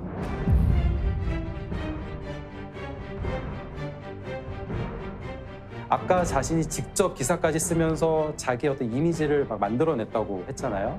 그뿐만 아니라 언론도 통제하고 검열을 강화하면서 또 자기한테 유리한 여론을 조성을 하기도 했어요. 그래서 실제 나폴레옹이 황제가 된 다음에 신문의 수가 급감합니다. 1799년에 쿠데타 이전에는 파리에 73개 신문이 발행이 되고 있었어요. 근데 쿠데타 직후에 그 수가 13개로 줄었고 이제 제정 말기죠. 1814년에는 파리에서 발행되는 신문이 4개밖에 안 났습니다. 아우 진짜. 또 나폴레옹은 언론과 함께 프랑스 시민들의 입까지도 막아버렸어요. 예를 들면 근데 그때 당시에 20명 이상 모이지 못하게 합니다. 네? 코로나? 집합 금지. 20명 이상 집합 금지예요. 코로나가 생겼네. 네. 갑자기. 근데 많이 모이는 장소들이 있죠. 프랑스에서 정말 많이 모이는 장소, 카페가 있어요.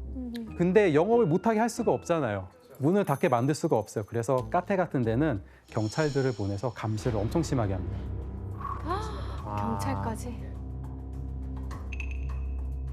이렇게 언론의 자유를 탄압했던 나폴레옹은 과연 스스로를 어떻게 평가를 했을까요? 그러니까 나폴레옹이 직접 고백한 회고록을 보면 그의 생각을 읽을 수가 있어요. 내가 비난받을 것이 무엇이 있겠는가? 내 독재에 대해서 내 역사가들은 독재가 불가피했다는 거를 증명해 줄 거야. 이게 무슨 얘기? 정당화하는 그렇죠. 거죠.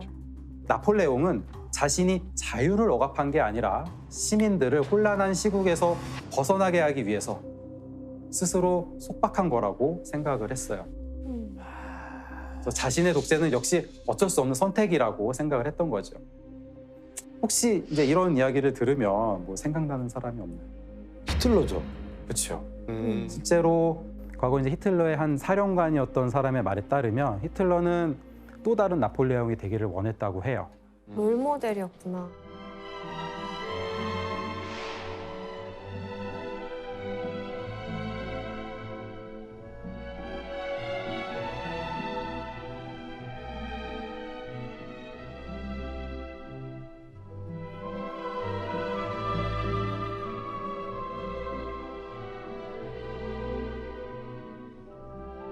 그때 그 앵발리드 박물관에 원래 오스트리아에 있던 그 나폴레옹 아들의 유해를 같이 이장을 해줬다고 하더라고요.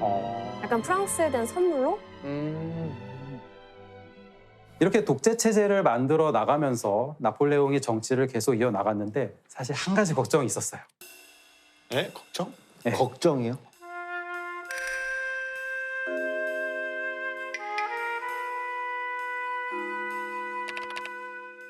아기가 없었나? 정답. 맞아요? 네. 후계자가 없구나. 네. 아이가 없었구나. 나폴레옹이 국민 투표를 통해서 이제 황제 즉위를 할 때 그 투표안에는 그 후계자도 이제 계속 세습. 그렇죠. 황제 자리는 세습한다. 근데 나폴레옹은 후계자가 없었던 거예요. 사실 조제핀하고 결혼한 다음에 자식이 없는 거예요. 그런데 조제핀이 나폴레옹과 결혼하기 전에 기르고 있었던 아들 하나, 딸 하나가 있었을 뿐이고 이미 이혼. 조제핀은 이미 2명의 아이가 있었죠. 문제 없잖아요. 문제가 없는 거죠. 그럼 문제는 남자한테 있는. 나폴레옹 본인이 불임이 아닐까 이런 걱정을 하는 거예요. 근데 나폴레옹이 뭔가 사실을 깨닫는 순간이 옵니다. 나폴레옹이 불륜을 저질렀던 상대가 임신했구나. 임신을 한 거예요.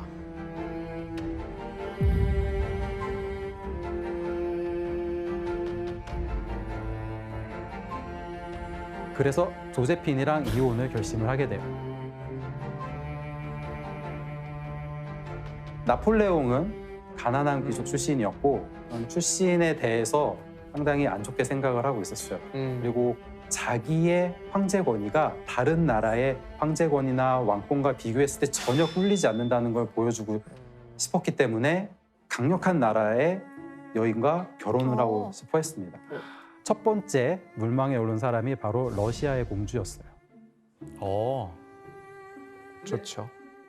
그때 러시아 공주의 나이가 14살밖에 안 됐습니다. 근데 러시아 황제가 아니, 자기 여동생 14살밖에 안 됐는데 40이나 먹은 저 나폴레옹한테 시집 보내고 싶지가 않은 거예요. 그래서 러시아 황제가 대답을 계속 밀어요. 좀 더 생각해 볼게요. 이러고. 아, 예, 좀만 생각해 볼게요. 좀 이따 연락 드릴게요. 그러고 연락을 안 하고 있는 거죠. 근데 이때 이거를 걱정스럽게 쳐다보는 나라가 있었어요. 어디였을까요? 아, 영국? 아닌가? 프랑스와 러시아 사이에. 오스트리아. 그렇죠. 오스트리아는 프랑스랑 러시아가 동맹을 맺게 되면 가운데 껴버리게 되는 거예요. 이게 자기들한테 피해가 될 거라고 생각을 한 거죠. 그래서 오스트리아가 먼저 나폴레옹한테 접근을 합니다. 오스트리아의 황녀였던 마리 루이즈를 나폴레옹의 재혼 상대로 제안을 하게 돼요. 그런데 사실 당사자였던 마리 루이즈는 나폴레옹이랑 결혼을 한다는 얘기를 듣고 엄청 싫어합니다. 왜 그랬을까요? 왠지 자기 가족의 누군가 잘못했을 것 같은데. 조금 구체적으로 말씀해 보세요. 그 이혼하는 사람이 자기 누나야. 땡.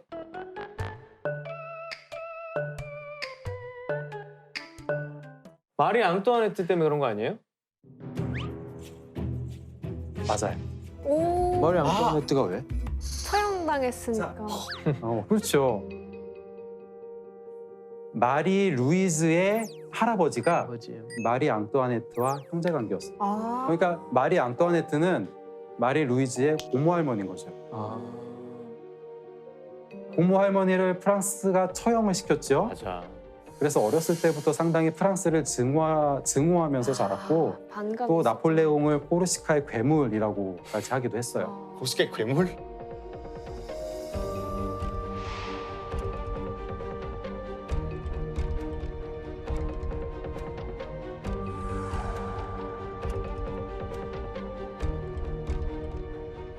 그리고 1년 후에 나폴레옹이 그토록 원하던 아들이 태어납니다.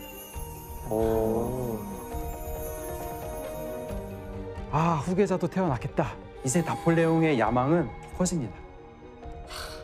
이제 유럽 대륙을 다 아우르려고 이제 마음을 먹었어요. 근데 이 야망 때문에 나폴레옹은 몰락의 길을 걷게 됩니다. 과연 무슨 일이 벌어졌을까요? 정답! 규현 씨. 러시아 침공. 규현 씨. 러시아 침공. 정답! 나이스. 윤이 너무 잘한다. 진짜. 감사합니다. 나폴레옹의 최악의 한 수라고 일컬어지는 러시아 원정을 떠나게 됩니다. 사실 프랑스는 대륙에서는 뭐 많은 승리를 거뒀다고 하지만 바다에 나가면 정말 약했어요. 영국 해군한테 너무 쉽게 집니다.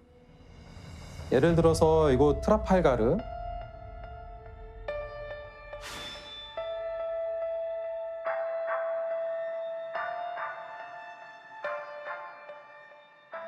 트라팔가르 해전에서도 크게 졌죠. 그리고 이집트 원정 당시에도 영국 해군한테 프랑스 함대가 침몰당하면서 나폴레옹의 자존심이 많이 상해 있는 상태였어요. 그래서 나폴레옹이 생각을 하기에 영국을 바로 침공을 하는 건 이게 너무 힘들다고 생각을 한 거예요. 해군이 너무 밀리니까. 그래서 간접적으로 영국을 공격하기로 결심을 합니다. 바로 대륙 공세령이에요. 이 대륙 내에서 영국이랑 절대 교역을 못하게 하는 거예요.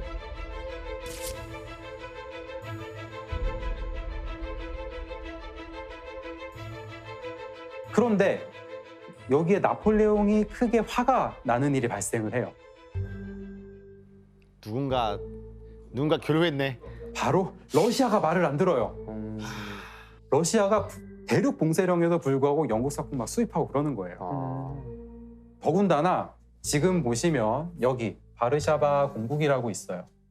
지금의 이제 폴란드인데 이쪽 폴란드 지역을 또 러시아가 침공한다는 이야기를 듣습니다. 안 되겠다. 러시아를 한번 손을 봐줘야 되겠다. 1812년 6월에 나폴레옹이 군대를 이끌고 이제 러시아로 향합니다.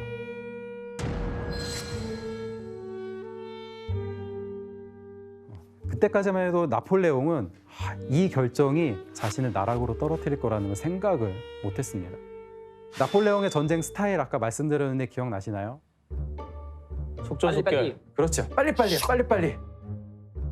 나폴레옹은 최대한 빨리 러시아하고 싸움을 해서 전쟁에서 승리를 거두고 빨리 끝내고 싶어 했어요. 아, 이거 알겠다. 근데 러시아는 차일피일 미룹니다. 계속 뒤로 물러나면서 프랑스가 계속 들어오게 만들어요. 매번 그 작전을 쓰네, 러시아는. 러시아는 진짜 전쟁만 하면 저 작전을 네. 쓰네. 맞아. 1812년 9월 14일에 이제 나폴레옹 군대가 모스크바에 입성합니다.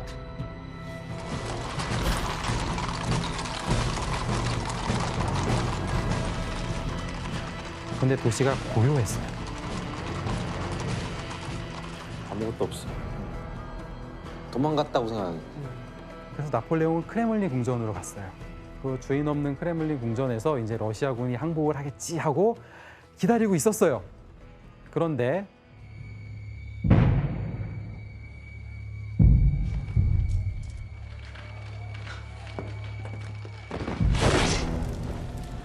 바로 그날 밤에 모스크바의 많은 부분을 태워버리는 엄청난 화재가 발생을 합니다.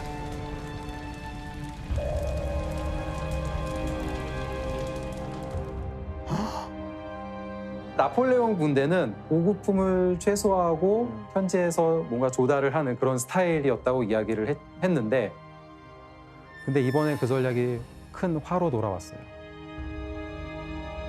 그 지원 씨가 말씀하셨듯이 러시아는 2차 세계대전 때도 보급 다 끊어버리고 불태우고 후퇴하고 그랬잖아요. 여기서도 똑같이 그런 전략을 쓴 것 같아요. 근데 자기네들도 그건 되게 와 리스크가 큰 전략이다. 그렇겠죠. 예. 자기 여기 문화재도 있고 막 유산들도 있을 텐데 막 그걸 그때는 아직 유네스코 전이라서 근데 그건 생각하지 않았어요. 또 여기에는 병이 있었는데 바로 러시아의 추위였죠. 추위. 6월에 원래 시작이 됐어야 됐는데 9월까지 넘어간 탓에 러시아의 추위가 불어닥칩니다. 얼어 죽이는구나. 네. 얼려 죽여버려.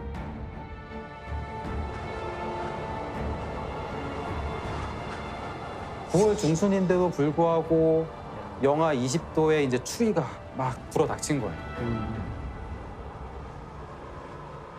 그래서 모스크바에서 한 달 정도 버티고 있었는데 결국은 퇴각을 결정을 합니다. 이 러시아에서 돌아오는 길은 정말 처참했다고 알려져 있어요. 그래서 당시의 그림을 보면 나폴레옹의 초라해진 모습을 볼 수 있다고 합니다. 한번 볼까요?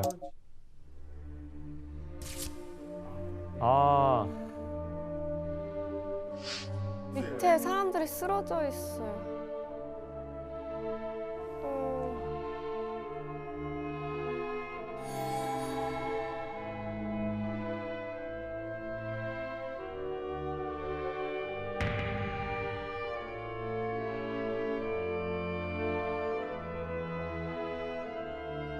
이렇게 나폴레옹의 불패 신화가 깨지니까 프랑스한테 짓눌려 있던 여러 나라들이 서둘러서 100만 대군 규모의 반불동맹 군대를 결성을 합니다.